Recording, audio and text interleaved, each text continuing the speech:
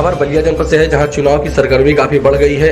ऐसे में जब आज बांसडीह विधानसभा में सुभाषपा के प्रदेश प्रवक्ता सुनील सिंह से बात करते हुए हमारे संवाददाता दीपक सिंह सचिव ने चुनाव को लेकर कुछ सवाल किया, तो सुनील सिंह ने बताया कि भाजपा पश्चिम में हाफ हो चुकी गई है, पूर्वांचल में आते आते हम लोग साफ कर देंगे।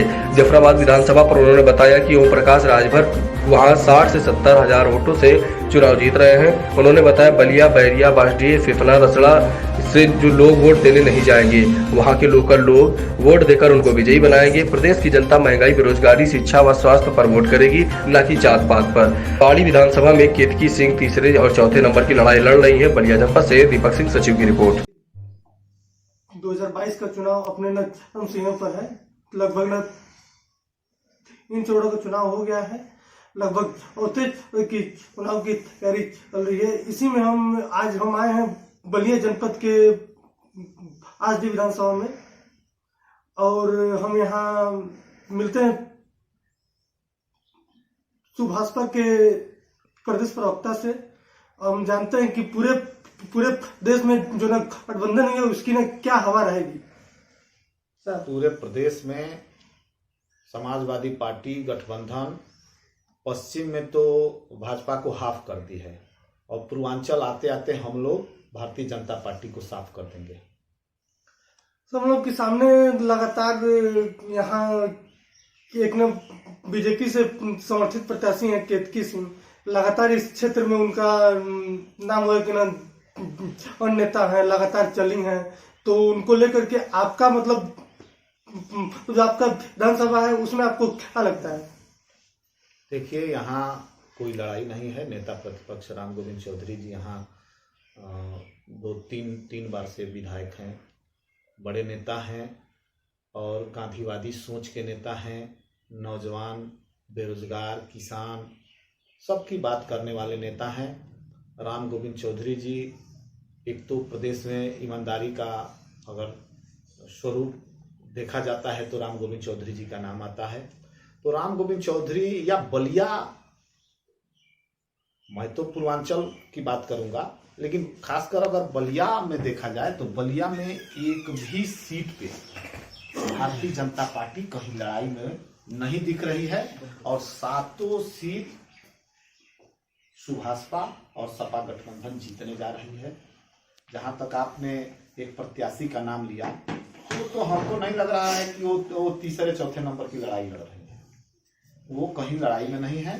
भाजपा इस समय अपने अंतर कलह से हर विधानसभाओं में जूझ रही है, और आज भारतीय जनता पार्टी के जो कार्यकर्ता हैं वो आपस में जंग किए हुए हैं, क्योंकि भारतीय जनता पार्टी के कार्यकर्ताओं को भारतीय जनता पार्टी की सरकार ने उनकी अनसुनी की है।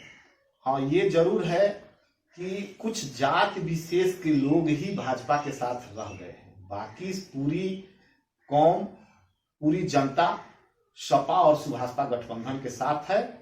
और हम लोग मैं तो कहूंगा कि लखनऊ का जो चौथा पांचवा चरण इधर होगा। खुद आपके राष्ट्रीय अध्यक्ष जी अपना सीट अभी बचाने में लगे हैं, उस मतलब उसी पे आप होंगे गए तो वहां पे आपको क्या लगता है? देखिए, पूरा प्रदेश की भाजपा, ये र्यूमर इतना लोग उड़ा रहे हैं। अब बांसडीह, बैरिया, सिकंदरपुर, फिफना, रसड़ा के लोग तो वहां वोट देने जाएंगे नहीं, लेकिन यहाँ की एक बिरादरी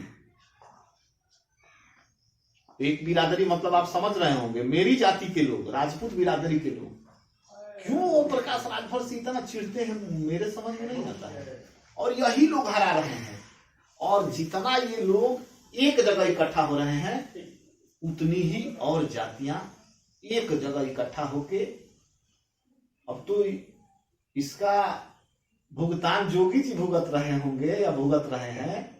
उन्होंने जो गलती किया, 8 डीएम यादव का होता था, तो यादव आप जो कहते थे, यहाँ 20-20 डीएम राजपूत बिरादरी को बनाए। तो ठाकुरवाद अगर विपक्ष कह रहा है तो क्यों इनको मिर्ची लग रही है? और मेरी समझ में नहीं आता है, ओम प्रकाश राजभर की सीट, ओम प्रकाश राजभर वहां 60-70 हजार वोट से चुनाव जीतने जा रहे हैं। हम लोग तो जहूराबाद में ही रहते हैं ना, और इनको दम लगाना है, जितना दम लगा ले।